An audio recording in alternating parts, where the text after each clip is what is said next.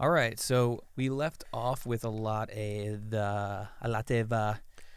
issues with this screenplay, specifically around the midpoint, the fun and games as we call it, and we kind of needed to go back and we needed to fix some of these issues. So a lot of the beginning, the setup is the same. It's really the debate section that starts changing, and I'm going to start off with the debate section, and this is where Charles is packing up his bag to leave with Will to the Galapagos. So here we go. Charles is packing up his bag and holds a journal. He opens it up and there are drawings in it, stick figures of two people holding hands in front of a line of trees. The trees are all tall and straight, yet one is shaped like an S. So this is a little plan I put in there. Mm-hmm. Drawings of turtles, birds, and all sorts of animals. Next to it, a small conch shell. He drills a hole at the end of it, draws rope through it, and wears it around his neck. Darwin closes the journal and puts it in his bag. He grabs a fresh journal and a fountain pen. All right, so we changed this part where the Queen, before it was more of just a conversation, catch up, and now it's more of she is here for a reason for Darwin as well. Charles arrives at the dock with his bags. A woman stands by the docks, waiting. Charles approaches her. Sorry I never wrote back. She turns around. People usually are excited to write back to a queen. She sees his bag. I got here this morning and it just told me you were leaving. Charles adjusts his bag. You're here to collect? She's confused. I'm here to help. The money you owe doesn't belong to me, and I've supported you through all of this. Charles responds, and I appreciate that. What about Idris, the Queen? As far as I know, he made one great discovery, and it's been a year of partying ever since. Charles sighs. I'm going to the Galapagos. The Queen is concerned. I wish you didn't tell me that. Charles responds, follow me if you'd like. This trip will solve your worries with my debt. It will be my biggest discovery yet. Goodbye. The Queen sighs. Goodbye.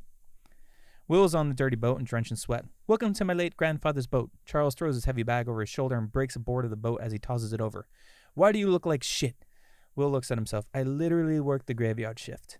I left right from work here to get the boat ready. Idris's lackey pops his head over some shrubs to spy on Charles.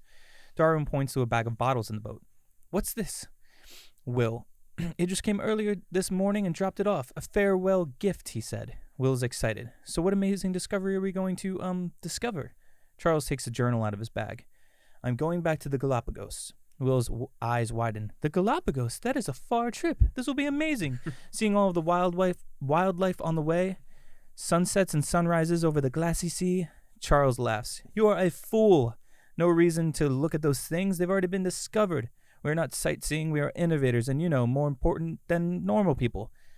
Will is confused. Then why the Galapagos? Didn't you already explore that land long ago? The lackey listens in. There's something special that I left there. It has the answers we are looking for. Now let's get your shitty grandfather's boat out to sea. Charles opens his journal and begins to write. I am on a new journey I am traveling alone with absolutely no one else. Montage of boat traveling, title screen. Act 2, break into 2. Charles and Will see the Galapagos approaching. Charles is excited. Here we are. My next discovery is just on the horizon. Will looks around and is hesitant. Well, the current is a little strong, so we will have to wait before going ashore. Charles scolds him. Nonsense. I know the Galapagos. We will glide onto the shore like freshly picked cotton. Will is confused. I don't understand what that means. Cotton is very bad around water.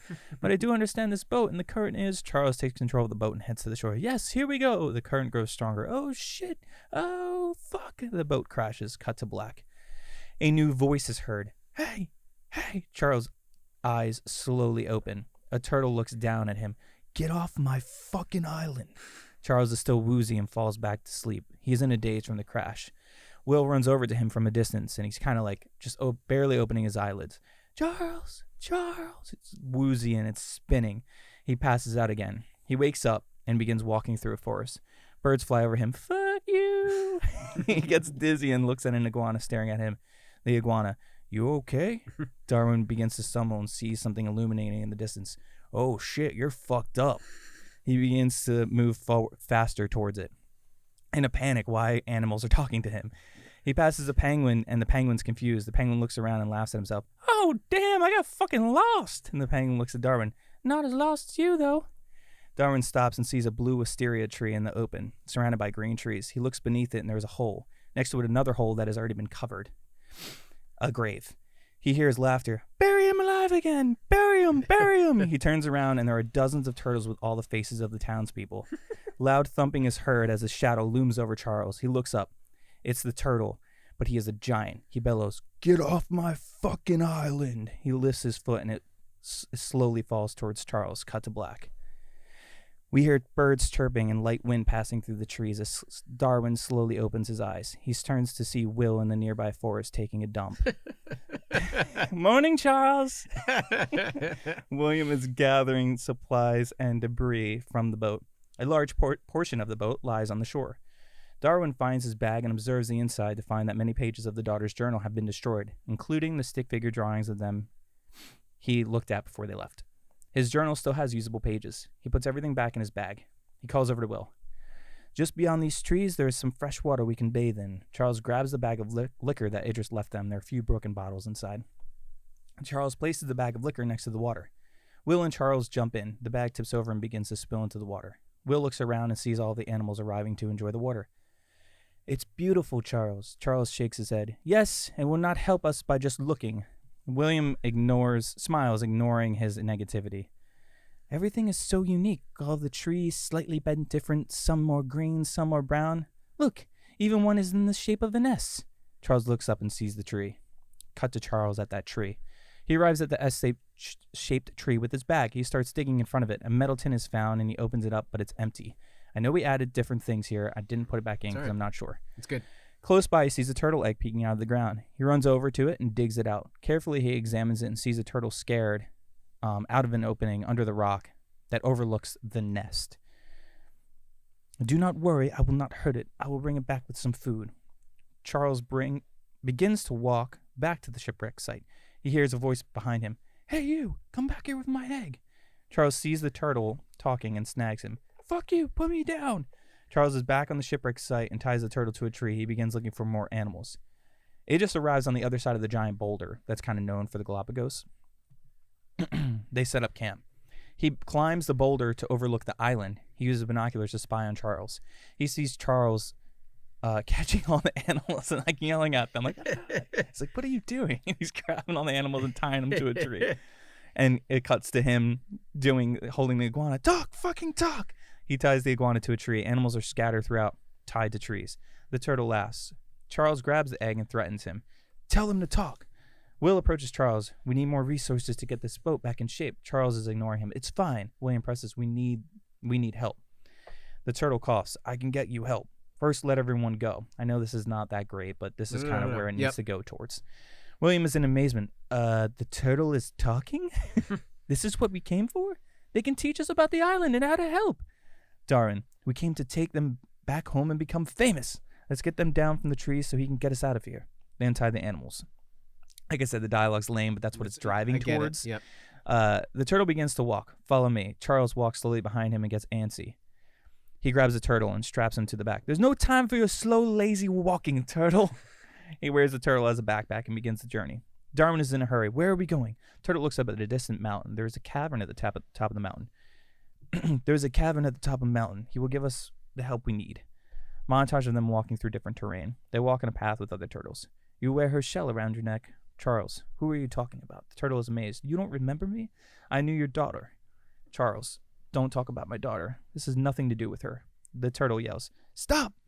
Charles, sweating, looks at the top of the mountain that is close, but a line of forest sits between them. It is right through here. The turtle's anxious. We go around. Darwin denies. We are going through. They walk through the forest and it gets dark. The animals flurry away. A net swoops up Darwin and the turtle. Different animals gather around them. It's definitely like a war thing. A turtle named Craig walks through. I changed the main turtle named Seth, because that's who we would want to play it right here. So we need to change it throughout. Yeah. A turtle named Craig walks through as they make an opening for him. Let them down. And the net drops. Seth detaches from Darwin's back. Seth is on his back, and a group of iguanas flip him over, talking to themselves. Fucking turtles. They're flipping him over. Darwin gets up. Craig sees the shell around his neck. You wear her shell. You can help us. We will travel with you. Seth denies. No, we are going to the caves for help. His boat is in ruins, and he needs to leave. He is a threat to us. Craig gets closer to Seth. We need the help of humans. Craig signals his crew to leave. Let's head up. I will have a word with the High Council. They arrive at the top of the mountain. An older gray turtle stands at the entrance. Darwin and the animals approach him. Charles Darwin. Darwin is surprised. I'm sorry, we've met? He begins walking into the cave. So he just begins walking away, like, follow me. We have. My name is George. He turns around. Are you coming? Charles begins to walk. George looks at Craig and Seth. You all can wait here. I think the two of you could use this time wisely. Charles and George walk through the cave. The shell belonged to your daughter. She helped us when you were here. As you studied and wrote your theories, she observed the island in hopes of finding something else. George approaches the cave wall. There are markings. This is our history. When we learned to speak, we began to record what we saw and learned much like humans, I'm sure. Yet we struggled to have the resources to grow. He walks along the cave wall as he tells the stories. A volcano erupted here 10 years ago, shortly after you left. We lost friends and family. Craig's wife was injured. We didn't introduce his name. We have to. A fleet came after the ash settled. They observed the aftermath, but we couldn't save her. I thought speaking to the humans would be the end of us. Humans destroy fucking everything. You guys are terrible. They do not want to help anyone but themselves. I denied to speak to them. Craig and Seth are my sons. Not speaking to humans only made things worse. Craig formed a community without me, and I eventually agreed to join their ideology that we need humans. So, like I said, not great dialogue. That's what it needs to be driven towards. Seth and Craig sit at the top of the mountain looking over the landscape. Seth finally speaks. This is where I kind of ended. And I also thought that turtles fighting is kind of funny looking. I have to see now. So they extend their necks out. Yeah, and I'm just like, yo, heads, that's towards each other, right? Oh yeah, here you go. And weird hissing, right? Okay. So I definitely think that needs to happen between them two. They're getting pissed at each other. Here are turtles with lightsabers. If we want to go that direction. But yeah, I think they have a tiff here. This is where I'm at. I mean, it added a page of this beat, which is great. But I didn't know where to take it from here because we're really, at least some of the scenes seem a little comedic. They're kind of light, maybe not as I don't know. I kind of was going into a direction I had told you in passing of this prophecy thing. I think it's kind of like that. They have the history of the cave on the walls, and when they find out they're saying humans are bad, humans can be good, and then when that plant of you poison, you spilt all this stuff in our water supply, you're reckless. Yeah. You actually don't care about us. So, and that's when they really look for Idris for help. So, do you have any more new, or we can go back? I actually think that's it. Okay, great. Yeah. Well, so I'm just going to go back up to a couple of my notes. I'm going to skip. I feel like we're pretty close on everything all the way up to sort of where he meets the turtle. My notes, obviously some of these are just dialogue things, so it's this will get cleaned up. But when the turtle first talks to Darwin, I feel like we need to be very clear in that moment that Darwin has just made the greatest discovery of mankind. You know what I mean? He did come there for something under the S. We're still wondering what the tin is, but suddenly he has this new purpose. And I think the audience needs to know, we've got to get this back to, what does he want to do now? We need to get this animal back to England. And he needs to get paid, pay off his debt. Yeah. He'll make so much money. Right. I think that's, yeah. So actually, let me write that on there too. Just a side note, I guess, for when he crashes and has that hallucination. Originally, we had Seth. This is kind of semantics, but Seth kind of being the turtle voice and stuff. But if he's, again, I don't know if it totally matters, but if he's the one that doesn't really want to speak to humans until the egg is taken from him, is he still on that side as far as I see what you're saying. Otherwise, I mean, again, semantics, we can just make it Craig is the turtle in the beginning that he kind of sees, because Craig is the one that's more talk to humans or whatever. But maybe if the turtle's negative, maybe it is Seth, and he's telling him to get the fuck off the island. Yeah. Yeah, that's a tough one because I feel like it's like kind of almost like because it's a dream, you kind of get away with like letting go of the motivation. Yeah. Well, now it's talking out loud though. Maybe it makes more sense that it's Seth because he keeps on being like, "Get out of here yet." But so I just want to go through like I feel like scene by scene we need to know what Darwin wants and what's standing in the way of him getting it, because if we're more specific, like we need resources to get this boat in shape. I feel like it could be Will like, hey, I can't make lumber. I need a saw. Exactly it. I need a saw. Like, it should just be like very specific. And then a saw that's like the sharp pointy one. I got a saw. You need a saw? I'll get you a saw. And that's Seth, Okay. So it's like, just a very specific thing, the thing that's standing in the way. And Darwin probably doesn't even give a fuck about. Mm-hmm. I mean, he does certainly, like, because it's his discovery, but at the point that Darwin gets to the cave, Darwin just wants that saw, because all this story and everything is great, but I just need to get this turtle back so I can because show everyone. And because this is my discovery. More famous. I also sort of feel like, if we're just going in order here, then in the run of show, like in the like mixing up the cards kind of thing, we need to put Idris into, like, there's a lot of story happening before Idris gets there. So we just need to mix him back in. I really love all of this. I think this makes, gives it that ticking time bomb. I think right up here somewhere where let me find. Right before the fight, or right at the fight, maybe like right around here is gonna be like the audience needs to know the volcano's gonna go off again. Like that could be the fight between Craig and Seth, which is like Craig is like, hey, all the signs are here. The big rock is spewing. And Seth is like, it doesn't matter. This is our world, and our world doesn't mix with that world.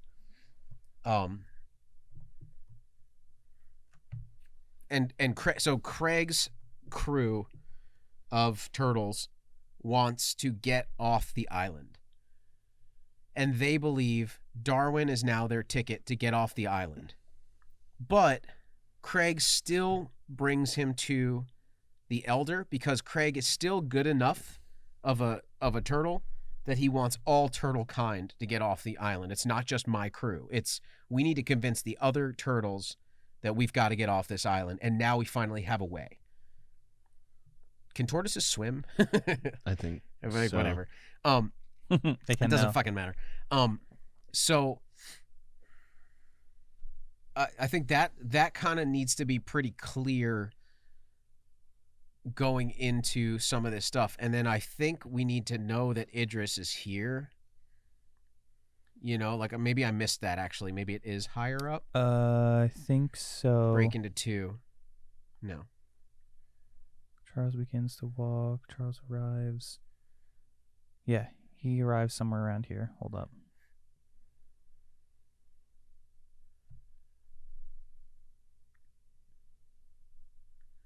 So, just for the purposes of the episode, let's talk through the bigger picture changes. Yeah. Adding characters. I mean, the High Councilman was kind of in there before, but as like a very small supporting character, and now it's a very pivotal character on like the theme of nature versus nurture. He kind of is that, and kind of is the embodiment of the queen in a turtle, where he risked not telling the humans about. He has 2 sons, Seth and Craig, and this is the New World setup. Can it be Sturdy Wings? What's her name? Jane Lynch. Jane Lynch. Oh, that would be cool. So she would be the mom. Yeah, the Queen Jane Lynch. The actual queen in the beginning. Yeah. Oh, that's gonna definitely be Jane Lynch. I wasn't sure if you were talking about the turtle. I was talking about the turtle. Like instead of Morgan Freeman, could it be Jane Lynch? Oh yeah, absolutely. Anyway, sorry. No, that would be great. So she's the mother turtle. I like that. So yeah, she thought talking to the humans was going to be a bad idea. The volcano erupted. Craig's wife was hurt. and they didn't have anything to save her. And the humans came, and she was like, no, we're not talking to them. And she died. And she was like, well, that's how we've been doing it. We haven't talked to the humans, and we've been fine. And Craig's like, what do you mean we've been fine? So he builds his own community on his own. This is kind of the past of everything. And Seth stays with basically the mother's views of it. It's got to be the rest of the island. I love it. It should be a betrayal. Seth keeps Craig from getting to the humans at that point. So in Craig's mind, it's Seth's fault that his wife died. Because Craig, if his wife was like dying, he would have gone. He would have said, fuck you, Mom. I'm going to tell these people. Seth stops him, causing a rift between the family. And now Seth, not only does Seth, is Craig hates Seth, but Seth kind of hates his mom because he's like, you put me in this position. So now Seth is just kind of the outcast of all the turtles. And now also when Craig finds out, which might be later on, that Seth was the first one to talk, he's like, oh, so you talked about your family. Traitor. Yep. Why couldn't I do that? That's what I wanted to do. Yep. And Seth realizes, obviously, that he was wrong. It's very evident that he was like, well, he is, this was 10 years ago, not to say that's any better, but he was like, I thought this was best for us. And it obviously, you're right. I didn't know what you were feeling.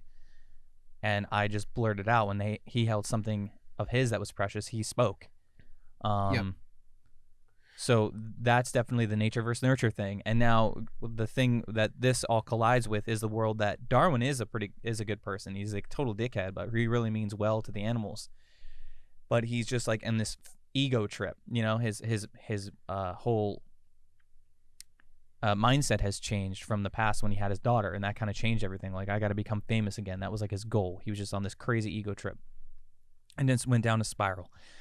And having Idris there, they see, oh, humans are great. They're building all of this stuff, and that's where eventually I'm jumping forward here, but Jane Lynch is murdered. This is the whiff of death, where he's just like, yeah, kill that turtle. Idris Elba kills her. Yeah, with no remorse. And then Craig realizes, oh my God, yeah, it is a balance. And Seth, they both realize, like, some people are just good and some people are bad. Right. And yeah, you don't know. Humans are good and some humans are bad, just like turtles and just like the animals. Not that it's a lesson to learn, but it's a nature versus nurture. And it's the fact that it's good versus evil, and good will succeed at the end. So then I love all of that. I think let's talk through the movie in terms of what Darwin wants throughout the movie. In the beginning, so here's a huge question that I have. I think that it's totally fine. We're kind of getting into the whole plot of the movie through kind of coincidence. But when Darwin goes to the Galapagos, does he really want to have the next great discovery? Because I sort of question a man who lost his daughter. He's been laughed at everywhere. He has a debt that he'll never be able to repay, and they're probably going to just imprison him, say. What if his original motivation isn't, I'm going to go make the greatest discovery? What if he's just like, I'm running away. Leave me on the island, and you go. So the answer would be yes and no. So I'm going to go with what Seth Rogen had said it differently. He said it about someone else. It said it's someone else. But I'm going to go with with character arcs, and it's lie and truth. So the answer is yes. But now there's conflicting things where it's like, I'm going for ego. Now I'm doing this. But there needs to be a set goal that he has. I think the set goal that he has from the get-go is to have this greatest discovery. He thinks that will fix everything. That is the lie he's telling himself. For some reason, he is on this ego trip, and he's like, I've done it before. I'm going to do it again. It's going to fix everything. But the truth is that he needs to use his brilliance to save animals and save others and help others. But he thinks he just needs to use that for the lie that he's telling himself. That is, he's the best discoverer. He's going to be super famous after this. So we need to make the lie and the truth start kind of colliding, especially with the Idris. When they find out that Idris is on this island and he's talking to Darwin, he's showing Darwin around, and he's like, this can be both of ours. And that's the lie creeping back in, that the villain's like, you can be part of my team. Don't you want this? But the truth overcomes now that we're towards the end of the movie, and he's like, no, I don't think this is what I want. Maybe I'm not understanding it correctly, and maybe I just am overthinking this, but I feel like the audience needs to know the truth before he actually discovers talking animals. Because right now, as an audience member, I don't know if I'm getting any of the kind of heartfelt stuff, but what I'm seeing is, beginning of the movie, I'm gonna go make the greatest discovery ever, and you'll which see is me. the lie. And It's always in the beginning. that's the lie. Yeah. He shows up to the island. Mhm. All this bad stuff happens really quick, and then he makes the greatest discovery of humankind. Mhm. There's no I would say even if it's just dialogue, I feel like the truth that he already knows is, I'm not going to make the greatest discovery here. Like, do you think that he really believes he's going back to the Galapagos to make the greatest discovery? Because if so, I don't want to say it's like lazy writing, but it's just like, and I know it's this type of movie too, but if like story wise, it's kind of like, how do I, what's the word? It's just like, I'm going to go make the greatest discovery. He goes, like 5 minutes later in the movie, he makes the greatest discovery. It's almost like, It's too ironic. yeah, like, is it too ironic, or does it not matter for this type of movie? Because I would say they crash land, and maybe the answer is he digs up under the tree and the tin is empty, and he's defeated again because what he actually came for was just this tin, and he's defeated enough to say to Will, you can go home. I'm staying here. And Will's like, what about the greatest discovery of all time? He's like, I'm done discovering things. If that's what if he knows the truth, and then he does make the greatest discovery, does it change? Okay. Am I overthinking that? And it really is just a dialogue thing. But No, it's not. I think that's a big part of the movie. I mean, if he what does literally he is want already in the defeated. beginning? In the beginning, what does he actually want? Because it feels like he wants to go make the greatest discovery, and it feels cheap that he just goes and makes the greatest discovery. But if what he wants is to be forgotten, or like he's finally let go, or he's finally letting go of being that great person that he thought he was, and he's like, oh no, I'm a piece of shit. I just suck, and then he goes and makes the greatest discovery. Then he gets the taste, and he's like, wait a minute, I could be once again the greatest. Back into it, and now all I want is to get this turtle back to England because I just changed my fate. It's probably small, but that's more, I feel like, from the audience standpoint, like, where is he at? What does he want? Does he just goes and gets it? Like, it feels so simple. Like, if it were like a treasure hunt movie, it's like, I'm going to go discover the greatest treasure of all time. And then they land on the island. It's like, there's the treasure. All right.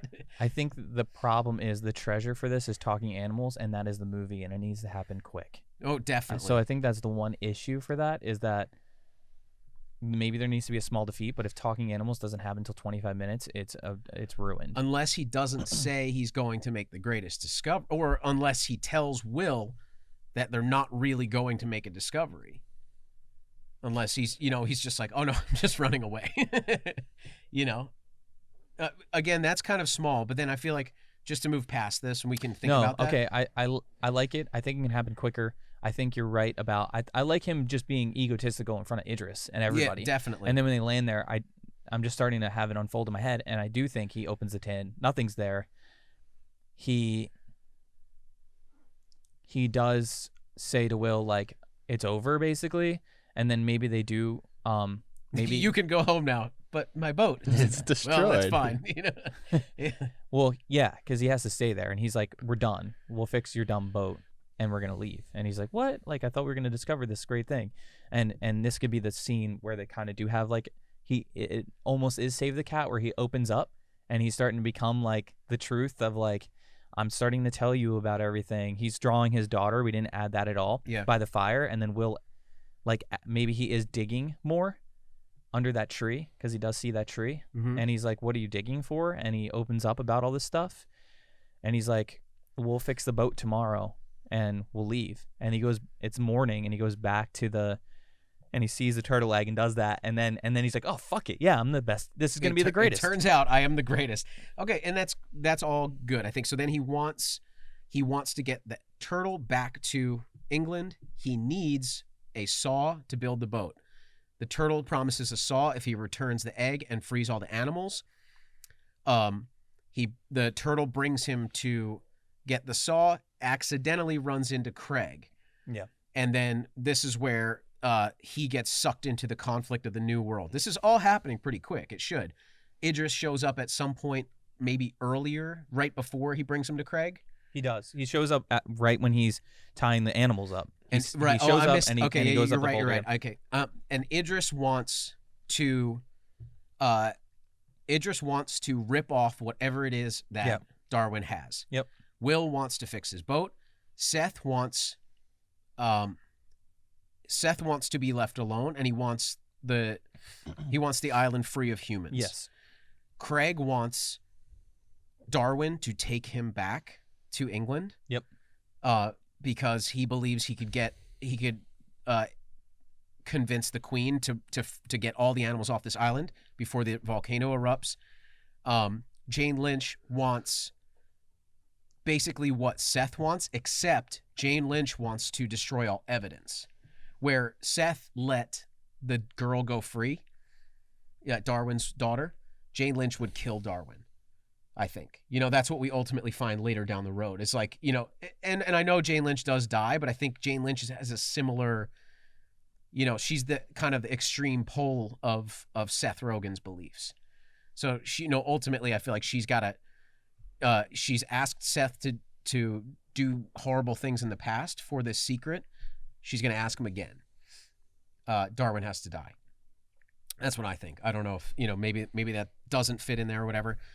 Darwin gets the saw, begins to fix the boat. He still wants the same thing. However, that's sort of where we're at the fun and games. I think he needs to,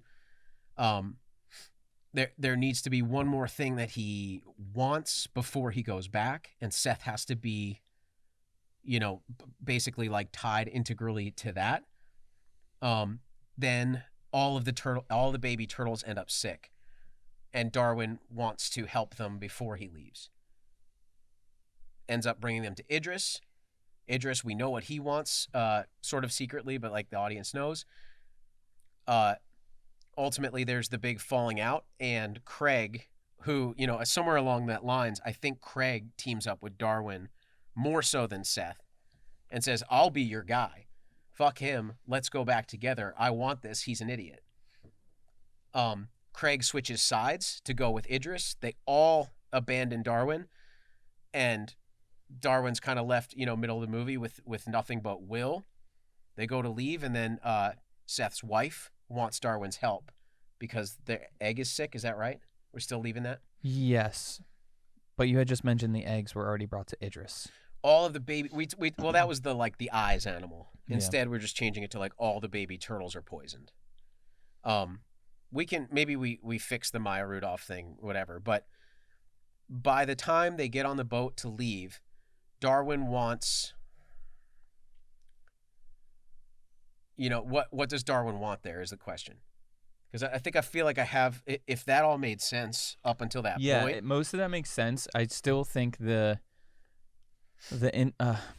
just the Jane Lynch, I like that Jane Lynch has a strong feeling of he can't leave the island, but I'm it seems so. We can axe that because what ultimately I forgot. What happens is Jane Lynch says Idris isn't so bad. Maybe Craig was right. Right. Maybe we need the humans. And she talks. They all talk, and then she gets murdered. Yeah. So that we can lop out that. So I think all of that works. I think that there's still okay. So I'm gonna go back to the metal tin. He's defeated. We're gonna go with the poisoned eggs and all that stuff, and a save the cat moment too. Here, Will has Darwin's just been treating Will like shit. He's making the fire. Will's kind of defeated, or Darwin's kind of defeated. He's drawing something. I think maybe there because we had talked about Darwin doesn't do anything to salvage him, kind of like what you said. There's no irking. If the truth is Darwin that really is really good with animals and can actually help the island and is a human that his brilliance can be used for good, he hasn't proven that at all. Yep. At all. He's just a complete asshole. And we have this moment of clarification where he gets defeated, and that moment comes out because he's like, I'm nothing. And you kind of feel some sympathy for him. You feel sympathy for him, but kind of not because he's such a dickhead. So I think that there needs to be like, Will has that fire and Charles is still digging and or he's drawing the picture of his daughter. And I think that right there, Darwin needs a save the cat moment. Maybe there is an animal that is actually ashore that Will comes up and says like it needs help, and Will is like, oh my God, you're incredible. Yeah, okay. Like, this was incredible what you just did. And he's like, it's nothing. Like, anybody could have done that. I mean, maybe that happens after the tin part because he already feels like defeated. And that's what I just said. Oh, okay. Yeah, so after the tin part, like, it's nighttime and they're going to leave in the morning and he's feeling defeated. And he's drawing a picture of his daughter or whatever he's doing, if we're going to still add that plan in there, which I maybe need to add a little earlier. And because I like the fact that the whole point of it was him to remember his daughter. It really was like a reminiscing. He gets the tin. He has the conch shell. Everyone brings that up. It's really this mourning thing, and he can't remember what her face looks like. And he's like super just like, he's trying to remember it and trying to rekindle all of these memories, but just kind of using this like anger and like fame, ego driven moral to try to overcome that. Like like a lot of people do. It's a very common thing, I feel like, in movies as well.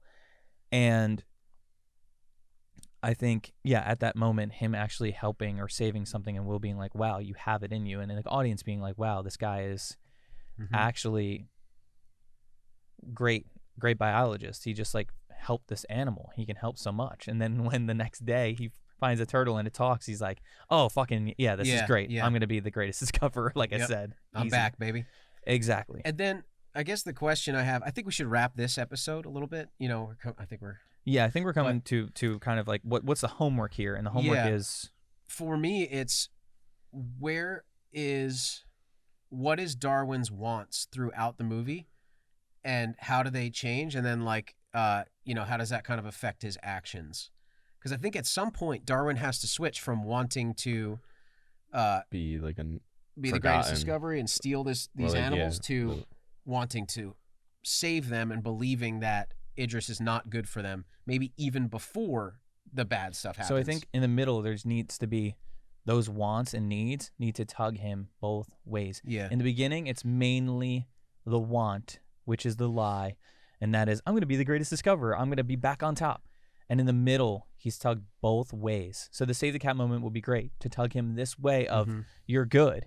And then him finding out he's a turtle and tying up all the animals is like, oh yeah, he's closer to that first goal that he had. Yeah. And then we have to have more of the tug back and forth. And I love that happening in the fun and games. Yes. Like when Seth brings him around and sees the world here. And I think the tug is also from the High Council, as Jane Lynch is. He's thinking, yeah, maybe I just need a help. Maybe you're right. I don't need to. But then Craig is the other tug, where Craig and Seth, the discussion right there is like, I'm going to go with him. Yeah. I'm going to go with him and we're going to get humans. And Seth's like, I don't want anything to do with that. And I think that tugs, Craig is the tug. Fighting. Yeah. and Craig is the tug for Darwin to get what he wants. He's kind of like, so yeah, I think still the issue is, well, Fun and Games making some scenes where what other scenes are happening in the Fun and Games? Like, are they doing, like we talked about, like him smoking weed and then eating the jellyfish and getting high or whatever? Are those some Fun and Game moments? Cinderella-like moment, building the boat together. Yeah. All right. Well, there's those huge holes. Let's wrap it there, and we'll fill those holes next episode. I think so. Okay. Cool. Awesome.